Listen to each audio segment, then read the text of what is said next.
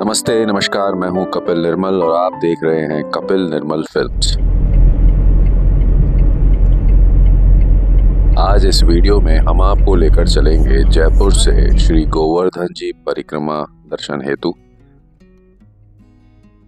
गोवर्धन जयपुर से 214 किलोमीटर की दूरी पर है और इस रास्ते को पूरा करने में हमें समय लगेगा 3 से 3.5 घंटे का।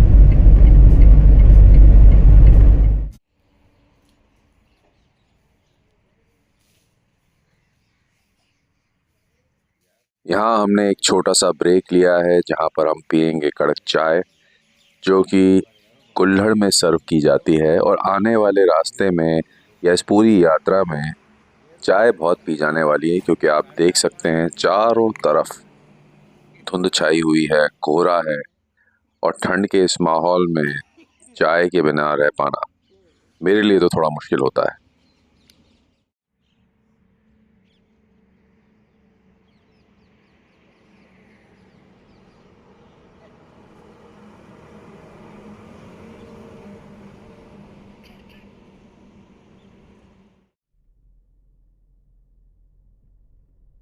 थोड़ा सा विश्राम करने के बाद अब हमने यात्रा को पुनः आरंभ कर दिया है और आप देख सकते हैं दोनों तरफ सरसों के खेत आपको दिखाई दे रहे होंगे और सामने है सुंदर रोड जिसकी क्वालिटी बेहतर है और आगे और भी बढ़िया होने वाली है।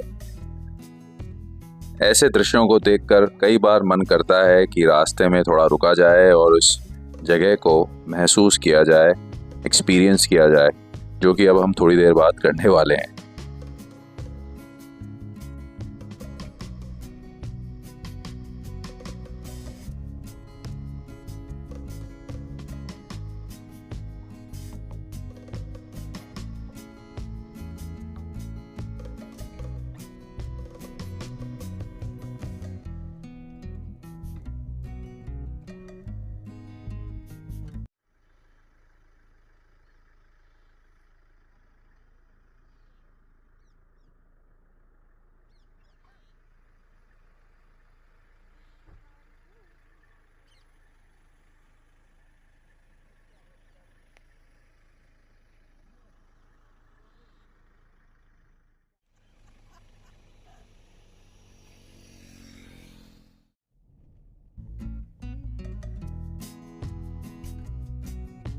थोड़ी देर वहाँ रुककर उस माहौल को, उस वातावरण को एक्सपीरियंस करके अब वापस से हमने अपनी यात्रा को पुनः आरंभ कर दिया है और शीघ्र ही हम श्री गिरिराज जी पहुँचेंगे।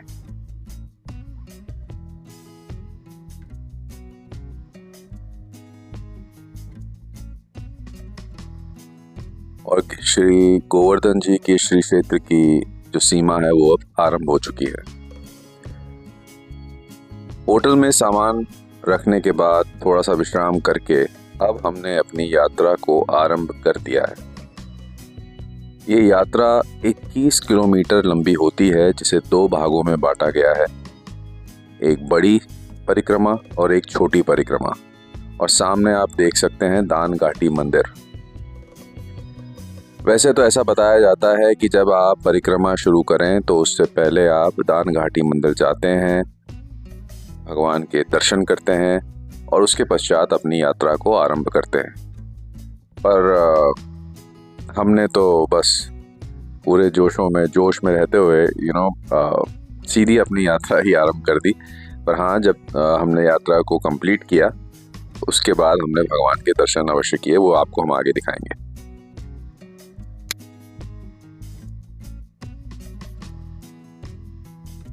तो अब समय आ गया है कि हम अपनी यात्रा को आरंभ करें। श्री क्षेत्र की बड़ी परिक्रमा यहाँ से शुरू होती है।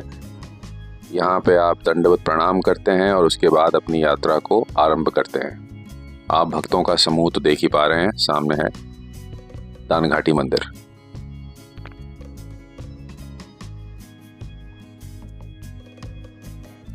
तो चलिए अपनी यात्रा को आरंभ करते हैं, बड़ी परिक्रमा शुरू करते हैं।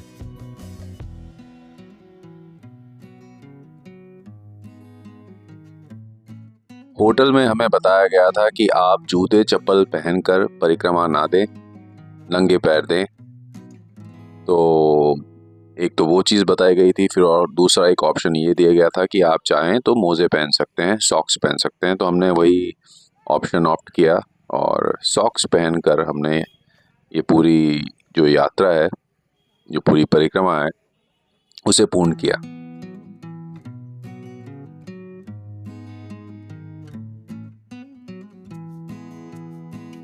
जब आप परिक्रमा करेंगे तो आपको बहुत सारे मंदिर देखने को मिलेंगे, जहाँ पर आप बैठकर थोड़ा विश्राम कर सकते हैं, दर्शन कर सकते हैं, आपस में कुछ बात कर सकते हैं और अपनी यात्रा को उसके पश्चात फिर से आगे बढ़ा सकते हैं। क्योंकि यात्रा लंबी है, परिक्रमा बड़ी है, तो ऐसे कई स्थान हैं जहाँ पर आप विश्राम कर सकते हैं। खाने पीने की व्यवस्था पूरे रास्ते में अच्छे से की गई है।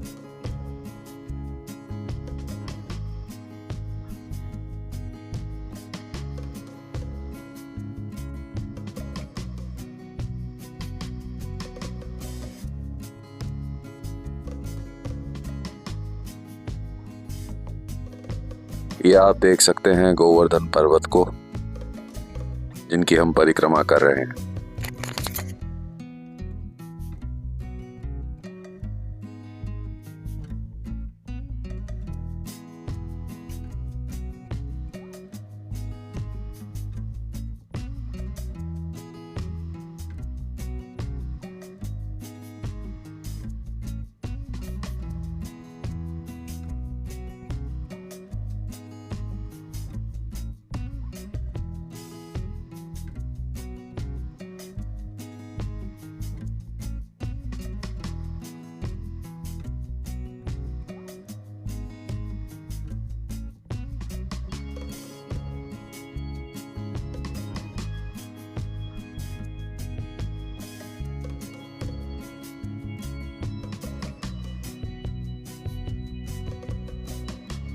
इस परिक्रमा क्षेत्र में आपको कई ऐसे छोटे बड़े कुंड देखने को मिलेंगे।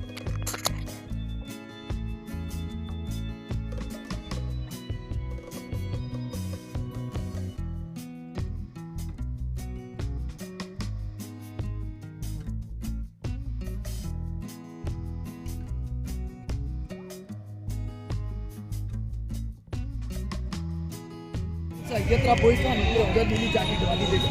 तेरा भाग देख के मांगा माता के लिए दे जा, तेरे पैसों की दवाई करवा के आ जा, दे जा। ये लाचार की कसम में माता के लिए दे जाती है, मेरी गरीब कन्या की कसम में दे जा माता दे जाती है। यहाँ पर हमें कैमरे का चमत्कार देखने को मिला, जहाँ पे ये व्यक्ति कैमरा देखते ही सचेत हो गया और हमसे दूर हो गया। और देखिए किस प्रकार अपना गुस्सा दिखा रहा है और फाइनली ही लेफ्ट।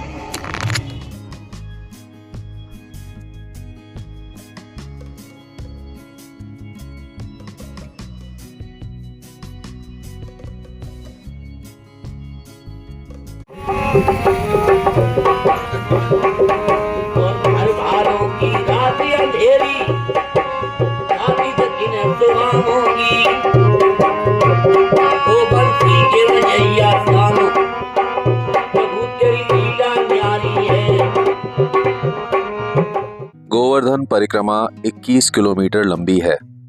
इसे पूरा करने में लगभग 5 से 6 घंटे का समय लगता है और यदि आप कोई पूजा अनुष्ठान करेंगे तो समय थोड़ा अधिक लगेगा। इस पवित्र परिक्रमा को 2 हिस्सों में बांटा गया है। बड़ी परिक्रमा जो कि 12 किलोमीटर लंबी है, जो आपको दान घाटी, जतिपुरा और पुंछारी से होकर लेके जाती है, और दूसरी है छोटी परिक्रमा जो 9 किलोमीटर लंबी है। वह आपको उद्धव कुंड, राधा कुंड और कुसुम सरोवर से लेकर जाएगी। ऐसा बताया जाता है कि गोवर्धन परिक्रमा करने के लिए सबसे पहले आप मानसी गंगा में स्नान करें, गोवर्धन पर्वत को प्रणाम करें, दाहिने हाथ की ओर परिक्रमा शुरू करें, रास्ते में भजन कीर्तन करें और परिक्रमा को बीच में ना छोड़ें। ऐसा बताया जाता है कि इसे वहीं समाप्त करें जहां से शुरू किया था। ऐसा कहा जाता है कि ये परिक्रमा आपको जीवन और मृत्यु के चक्र से मुक्ति दिलाती है। और इस परिक्रमा को पूर्ण करने के पश्चात आपकी सारी मनोकामनाएं पूर्ण होती हैं, आपके सारे पापों का नाश होता है और भगवान कृष्ण की कृपा प्राप्त होती है, जिससे जीवन में सुख, शांति और आध्यात्मिक लाभ मिलता है। यह एक पवित्र यात्रा है जो भक्त को भगवान से जोड़ती है और भक्ति, धैर्य व आत्मनियंत्रण सिखाती है। रास्ते में ऐसे कई मंदिर आपको देखने को मिलेंगे और इन मंदिरों में आप दर्शन कर सकते हैं, थोड़ी देर बैठ सकते हैं, विश्राम कर सकते हैं और उसके पश्चात अपनी यात्रा को पुनः आरंभ कर सकते हैं।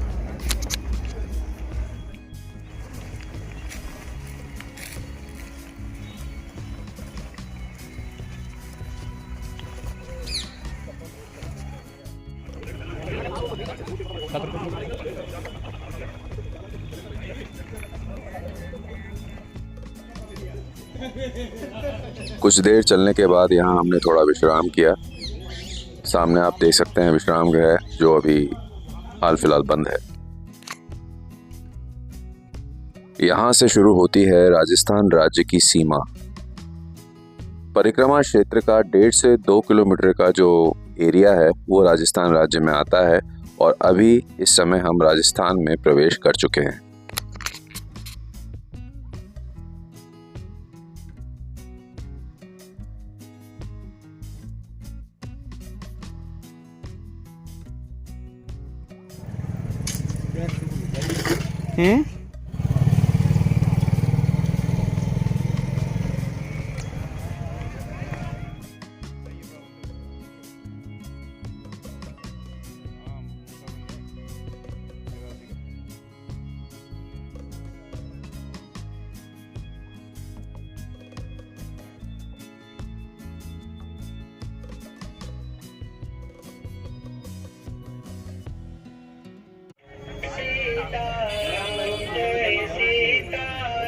इस समय हम आ पहुँचे हैं श्री गोवर्धन पर्वत के एक सिरे पर। यहाँ से हम वापस लौटेंगे और अपनी परिक्रमा को, जो कि बड़ी परिक्रमा है, उसे पूर्ण करेंगे।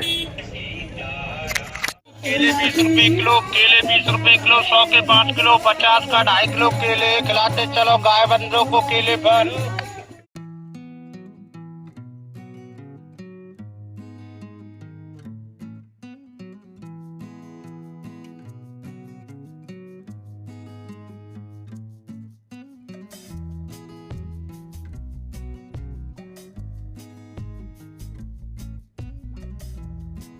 अब इसे देखकर कुछ लोग कह रहे थे कि ये नील गाय है, पर मुझे तो ये सांभर प्रतीत हुआ।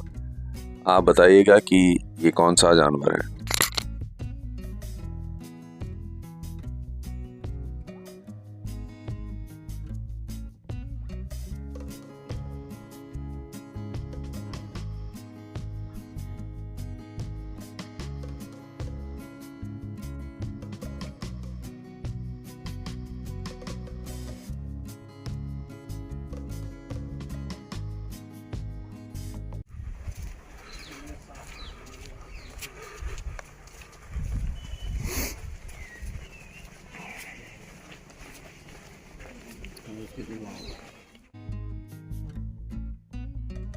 जैसा कि मैंने बताया था कि बीच में बहुत सारे मंदिर देखने को मिलते हैं। दर्शन करने के लिए आप चाहें तो यहाँ पर रुककर भगवान के दर्शन प्राप्त कर सकते हैं, विश्राम कर सकते हैं और अपनी यात्रा को पुनः आरंभ कर सकते हैं।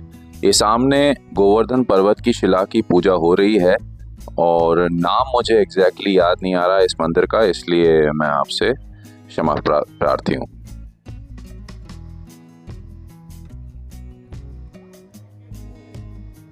यहाँ पर मैंने लोगों की जो श्रद्धा देखी, किस प्रकार से वो दंडवत प्रणाम करके बढ़ते जा रहे हैं और 21 किलोमीटर लंबी इस परिक्रमा को वो पूरा करेंगे। इसी प्रकार से देखकर मुझे आश्चर्य तो हुआ ही, लेकिन उनकी भक्ति की जो शक्ति है उसे भी मैं सच में बहुत प्रणाम करता हूँ। चाहे वो महिलाएं हों, बच्चे हों, बुजुर्ग हों, सब लोग बिना किसी रोक टोक के, बिना किसी थकावट के, श्रद्धा के साथ, उत्साह के साथ इस परिक्रमा को पूरा करने में लगे हुए थे, जुटे हुए थे।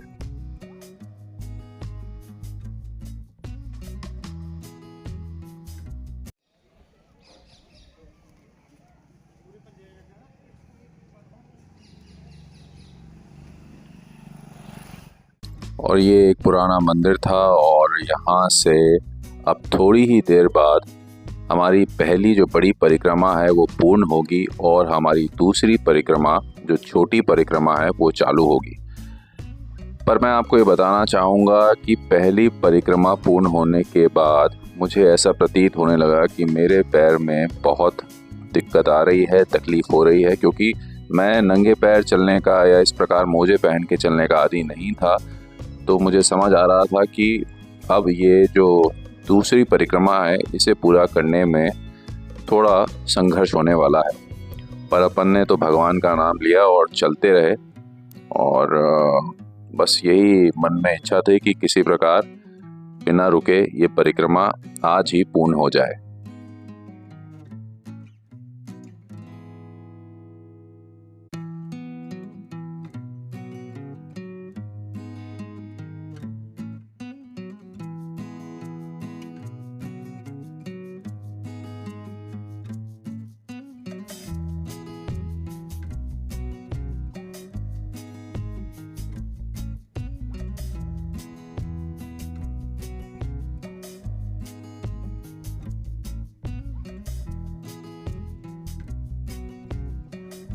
ये हनुमान जी का प्रसिद्ध मंदिर है और ऐसा बताया जाता है कि यात्रा या परिक्रमा के दौरान जब यात्री या श्रद्धालु थक जाते हैं तो यहाँ पर थोड़ी देर बैठकर विश्राम करते हैं और फिर अपनी यात्रा को पुनः प्रारंभ करते हैं। और बजरंगबली की, हनुमान जी की बहुत सारी मूर्तियाँ हमें अपने रास्ते में देखने को मिली और विभिन्न प्रकार से उन्हें बनाया गया था और उनके दर्शन करते करते हम आगे बढ़ते गए। और बीच में जैसा कि मैंने कहा था, सिकोरे की चाय एक बार फिर से पीने का मन बनाया और पी।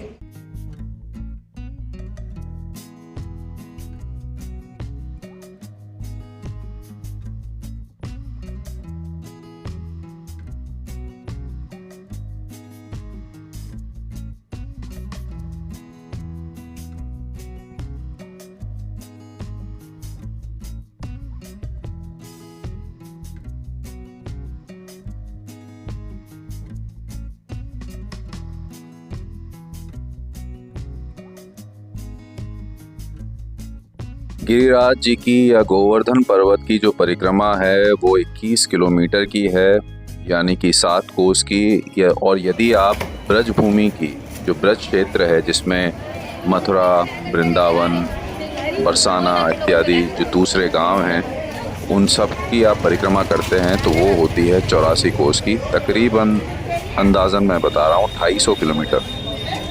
वो यात्रा या वो परिक्रमा भी लोग करते हैं।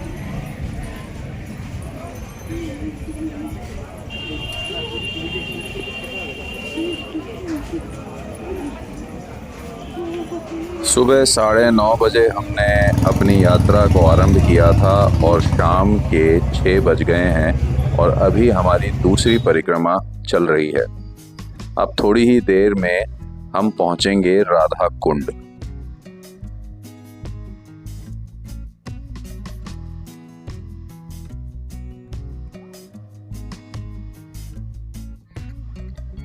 तो अब हम पहुंचे हैं राधा कुंड, जहां पर लोग रुककर पूजा प्रार्थना करते हैं और हमने भी वही किया।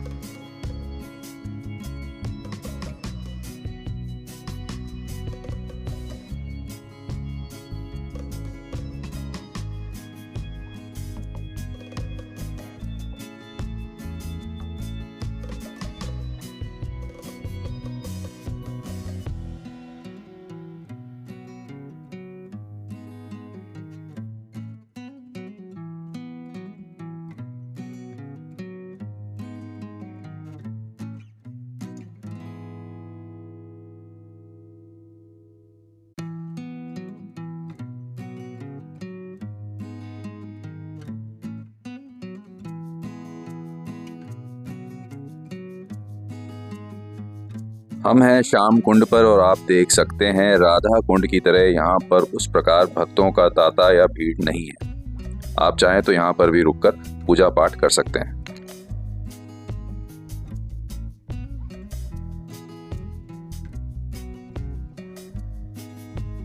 रात हो गई है और ठंड भी बढ़ने लगी है और मन में बस यही एक इच्छा है कि किसी भी प्रकार ये जो परिक्रमा है अब पूर्ण हो, ताकि हम थोड़ा विश्राम कर सकें। बहुत थकान हो चुकी है। कई बार जब आप ऐसी कोई चीज़ करते हैं जो आपने पहले ना की हो तो उसमें थोड़ी सी तो तकलीफ़ होती है। ये है कुसुम सरोवर। जितना मुझे मालूम है ये कोई पूजनीय स्थल तो नहीं है, पर ये एक दर्शनीय स्थल ज़रूर है। यहाँ पर कहा जाता है कि काफ़ी शूटिंग होती है और दिन में ये खुलता है तो लोग फोटोग्राफी के लिए और दूसरी चीज़ों के लिए यहाँ पर समय बिताने के लिए आते हैं।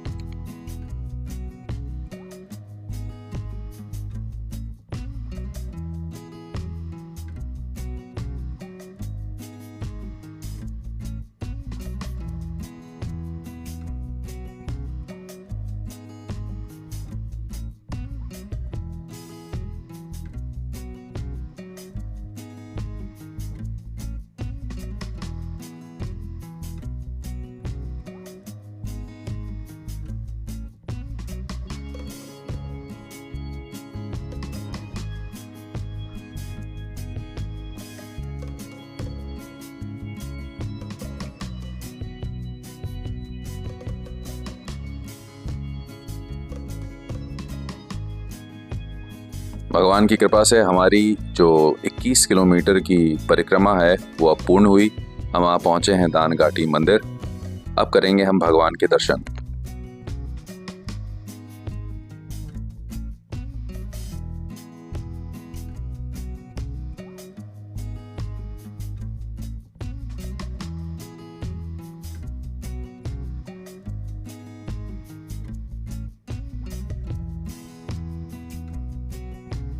दर्शन के पश्चात हमने पान ऑर्डर किए।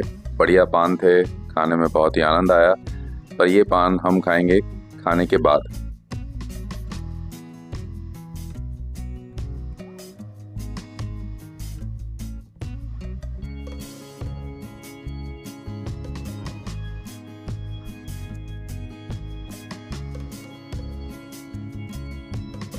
और यहाँ पे जो हमने खाना खाया वो बहुत ही स्वादिष्ट था।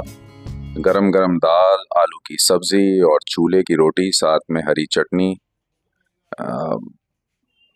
ये बता पाना कि वो कितना स्वादिष्ट था बड़ा मुश्किल है, पर इसे देखकर ही मुझे फिर से उस गरम चूल्हे पे बनी रोटी की याद आ गई। प्याज मिर्च सब चलेगी।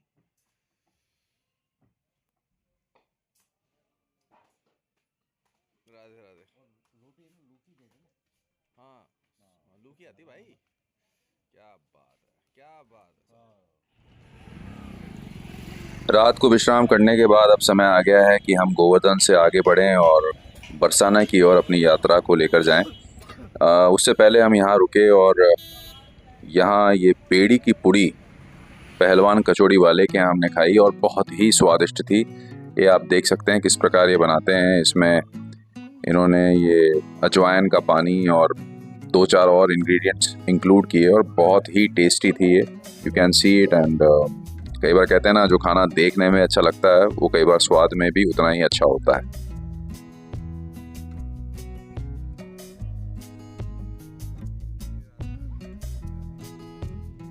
गोवर्धन से बरसाना 25 किलोमीटर दूर है तकरीबन, और इस दूरी को हमने पूरा किया 45 मिनट में। तो फाइनली हम आ पहुंचे हैं बरसाना, जहां पे हम दर्शन करेंगे राधा रानी के उनके मंदिर में, जो कि एक पहाड़ी पर स्थित है।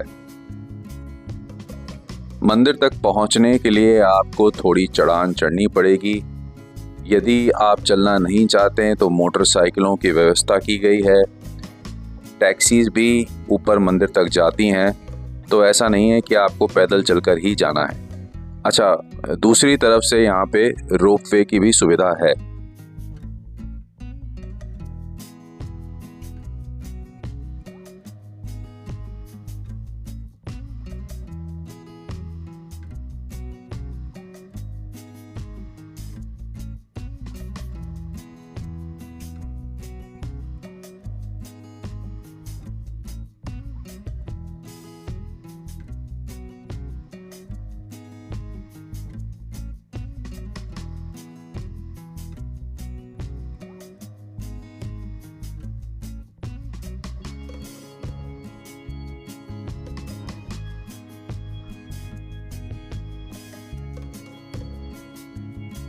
मंदिर में भीड़ बहुत थी और आप देख सकते हैं किस प्रकार से लोग अंदर जाने का प्रयास कर रहे हैं और यकीन मानिए बहुत संघर्ष हुआ और किसी तरह वहाँ से हम दर्शन करके बाहर आ पाए।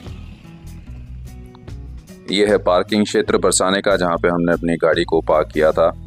अब समय आ गया है कि यहाँ से हम निकलें और अब हम वहाँ पहुँचे हैं दौसा जयपुर हाईवे पर, जहाँ पे अगेन हमने चाय ऑर्डर की और ये सिलसिला आगे भी चलता रहेगा।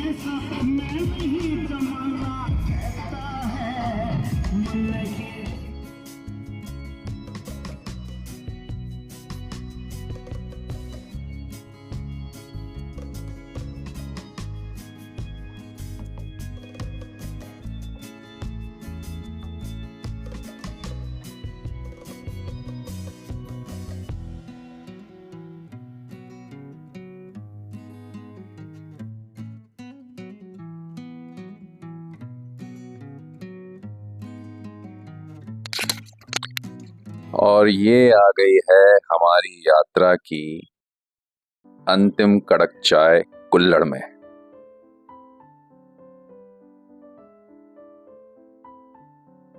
इसी के साथ हम अपनी इस वीडियो को यहीं विराम देंगे। आशा करते हैं आपको हमारी प्रस्तुति अच्छी लगी होगी। गिरिराज जी की ये यात्रा आपको कैसी लगी हमें ज़रूर बताइएगा। अगली प्रस्तुति के साथ एक बार फिर से आपसे मिलेंगे। तब तक के लिए आप अपना ध्यान रखें। नमस्कार।